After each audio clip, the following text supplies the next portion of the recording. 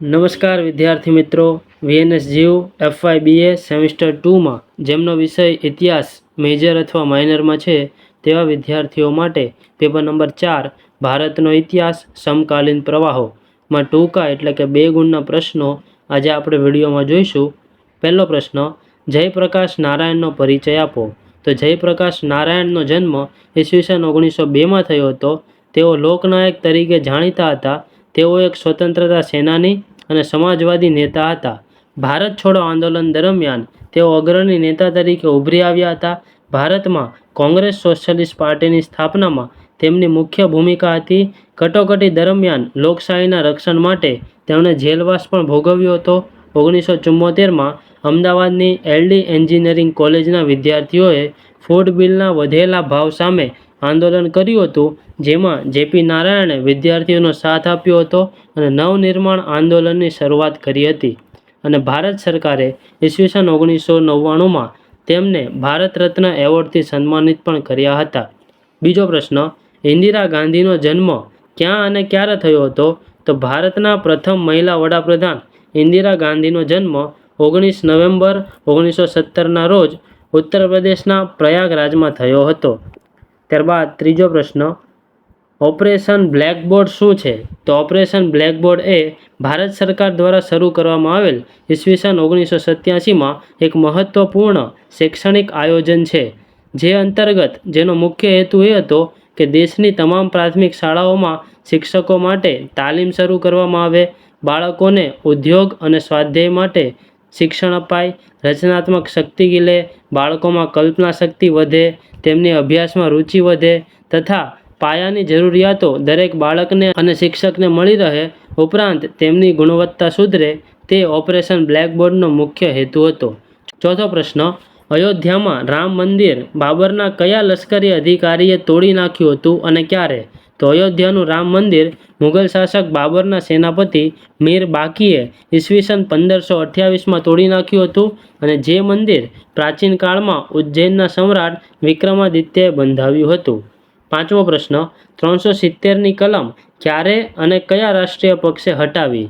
તો ભારતીય બંધારણની કલમ 370 5 ઓગસ્ટ 2019ના રોજ ભારતીય જનતા પાર્ટી એટલે કે બીજેપી સરકાર દ્વારા હટાવવામાં આવી અને આ નિર્ણય દ્વારા જમ્મુ અને કાશ્મીરનો વિશેષ રાજ્યનો દરજ્જો નાબૂદ કરવામાં આવ્યો અને તેને 2 કેન્દ્ર શાસિત પ્રદેશો જમ્મુ કાશ્મીર અને લદ્દાખમાં વિભાજિત કરવામાં આવ્યું.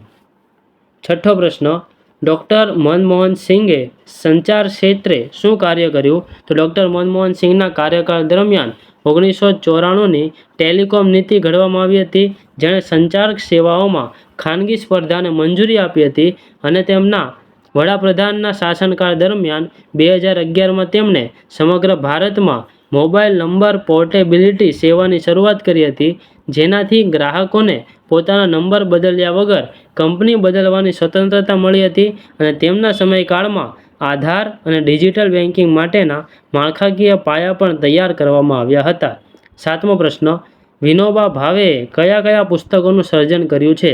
તો વિનોબા ભાવેએ ગીતા પ્રવચનો, શિક્ષણ વિચાર, આત્મજ્ઞાન અને વિજ્ઞાન, વેદામૃત, કુરાન સાર, ભૂદાન ગંગા, સ્વરાજ શાસ્ત્ર, ત્રીજી શક્તિ જેવા અનેક પુસ્તકો તેમણે રચ્યા છે. ત્યારબાદ આઠમો પ્રશ્ન, વડાપ્રધાન તરીકે કોના સમયમાં દેશનો પ્રથમ કૃત્રિમ ઉપગ્રહ બન્યો અને તેનું નામ શું હતું? તો ભારતના વડાપ્રધાન તરીકે ઇન્દિરા ગાંધીના સમયમાં દેશનો પ્રથમ કૃત્રિમ ઉપગ્રહ બન્યો હતો અને આ ઉપગ્રહનું નામ આર્યભટ્ટ હતું અને જે 1975માં લોન્ચ કરવામાં આવ્યો હતો. નવમો પ્રશ્ન, અમૃતસરના સુવર્ણ મંદિર પરનું લશ્કરી પગલું ક્યારે લેવામાં આવ્યું અને તે કયા નામથી જાણીતું છે? તો અમૃતસરના સુવર્ણ મંદિર પરનું લશ્કરી પગલું જૂન 1984માં લેવામાં આવ્યું હતું અને આ લશ્કરી કાર્યવાહીનું નામ ઓપરેશન બ્લુ સ્ટાર હતું. ભારતના વડાપ્રધાન ઇન્દિરા ગાંધી દ્વારા સુવર્ણ મંદિર પરિસરમાં છુપાયેલા જનરલ સિંહ ભિંડરવાલા અને તેમના અન્ય શીખ સાથીઓને અલગતાવાદી આંદોલનથી દૂર કરવા માટે આ પગલું ભરવામાં આવ્યું હતું. 10મો પ્રશ્ન, વડાપ્રધાન તરીકે દરેક નાગરિકને 18 વર્ષે મતાધિકાર આપવાનો નિર્ણય કોણે લીધો? જવાબ: ભારતના દરેક નાગરિકને 18 વર્ષની ઉંમરે મતાધિકાર આપવાનો નિર્ણય વડાપ્રધાન રાજીવ ગાંધીના સમયકાળમાં થયો હતો અને જે 61માં બંધારણીય સુધારા દ્વારા આ નિર્ણય લેવામાં આવ્યો હતો. 11મો પ્રશ્ન: શ્રી નરસિમ્હા રાવે કયા અર્થશાસ્ત્રીને પોતાના નાણામંત્રી બનાવ્યા હતા અને ક્યારે? તો પીવી નરસિમ્હા રાવે વર્ષ 1991માં જાણીતા અર્થશાસ્ત્રી ડૉક્ટર મનમોહન સિંઘને પોતાના નાણામંત્રી બનાવ્યા હતા અને મનમોહન સિંઘ એ ભારતીય રિઝર્વ બેંકના ગવર્નર તરીકે સેવા આપનાર ભારતના એક જ વડાપ્રધાન છે. અને 1991ના સમયકાળમાં ભારતે 3 આર્થિક સુધારા કર્યા હતા: ખાનગીકરણ, ઉદારીકરણ અને વૈશ્વિકીકરણ. ત્યારબાદ 12મો પ્રશ્ન: વાજપેયી સરકારે અણુ પરીક્ષણ ક્યારે કર્યા અને તે કયા નામે જાણીતા થયા? તો અટલ બિહારી વાજપેયીના નેતૃત્વ હેઠળની સરકારે 11 અને 13 માર્ચ એટલે કે કુલ 2 દિવસ ઈસવીસન 1998માં રાજસ્થાનના પોખરણ ખાતે અણુ પરીક્ષણો કર્યા હતા અને આ અણુ પરીક્ષણ ઓપરેશન શક્તિના નામે જાણીતા હતા અને જેમાં ડૉક્ટર એપીજે અબ્દુલ કલામનો પણ મહત્વપૂર્ણ ફાળો હતો. હવે બીજા પ્રશ્ન એ રીતે પૂછાય કે વાજપેયી કેટલી વખત અને ક્યારે ક્યારે ભારતના વડાપ્રધાન બન્યા? તો તેનો જવાબ એ આવે કે વાજપેયી કુલ 3 વખત ભારતના વડાપ્રધાન બન્યા, જેમાં પ્રથમ વખત તેઓ 16 મેથી 1 જૂન 1996 સુધી વડાપ્રધાન રહ્યા હતા, એટલે કે માત્ર 13 દિવસ સુધી. ત્યારબાદ બીજી વખત તેઓ 1998-99માં ભારતના વડાપ્રધાન 13 મહિના સુધી રહ્યા હતા અને ત્રીજી વખત 13 ઓક્ટોબર 1999થી 22 મે 2004 સુધી એટલે કે 5 વર્ષની પૂર્ણ મુદ્દત સુધી તેઓ ભારતના વડાપ્રધાન રહ્યા હતા. ત્યારબાદ 13મો પ્રશ્ન: શ્રી પીવી નરસિમ્હા રાવ વિશે ટૂંકમાં લખો. તો પામુલપતિ વેંકટ નરસિંહ રાવ એ તેમનું પૂરું નામ હતું અને તેમનો જન્મ 28 જૂન 1921માં આંધ્રપ્રદેશના કરીમનગરના બંગાર ગામે થયો હતો. દક્ષિણ ભારતમાંથી આવનાર તેઓ દેશના પ્રથમ વડાપ્રધાન હતા.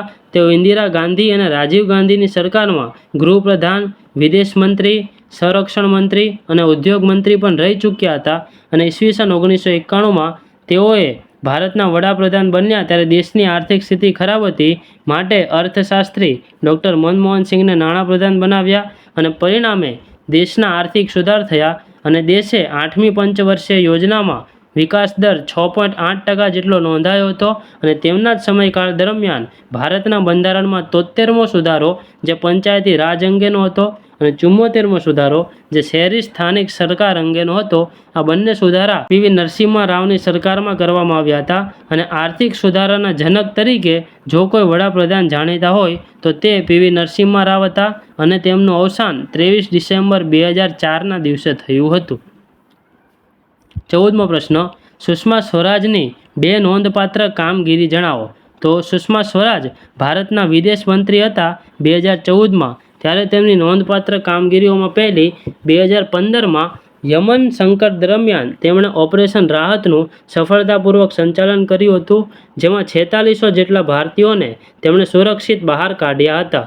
અને બીજી તેમની નોંધપાત્ર કામગીરી સામાન્ય નાગરિકોને પડતી મુશ્કેલીઓ દૂર કરવા માટે તેમણે પાસપોર્ટ મેળવવાની પ્રક્રિયા અત્યંત સરળ અને ઝડપી બનાવી. ઉપરાંત દેશમાં ઘણા પોસ્ટ ઓફિસ પાસપોર્ટ સેવા કેન્દ્રો પણ તેમણે શરૂ કરાવ્યા હતા. તો આ હતા VNSGU FYBA સેમિસ્ટર 2માં પેપર 4ના 1 થી 14 2 ગુણના પ્રશ્નો. આગળના 2 ગુણના પ્રશ્નો ભાગ 2માં જોઈશું. ત્યાં સુધી ચેનલ સાથે જોડાયેલા રહેજો. આભાર.